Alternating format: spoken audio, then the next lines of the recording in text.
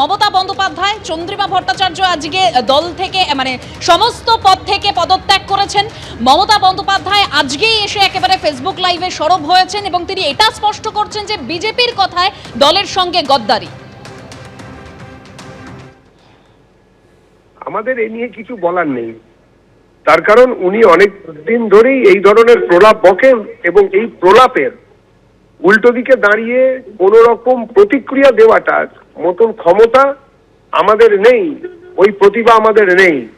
ওদের দলের লোকজনই যারা বিভিন্ন সময় ওদের দলের সঙ্গে ছিল, লুটপাটে ভাগ নিয়েছে, তারা কে কার সঙ্গে থাকবেন সেটা তাদের ব্যাপার। বড় ডাকাতের সঙ্গে থাকবেন নাকি ছোট ডাকাতের সঙ্গে যাবেন সেটা ওদের ব্যাপার, আমাদের কিছু এসে যায় না। আমরা মনে করি জনতা ওদের বিপক্ষে দাঁড়িয়েই বিজেপিকে ভোট দিয়েছে, বিজেপিকে সেবা করার সুযোগ দিয়েছে। আমরা ওদের সঙ্গে নেই, তৃণমূলের কোনো লোকের সঙ্গে আমাদের কোনো সংস্রব নেই। আমরা ওদেরকে পছন্দ করি না, কেননা বাংলার মানুষ ওদেরকে পছন্দ করে না। ধন্যবাদ দেবজিৎ দা।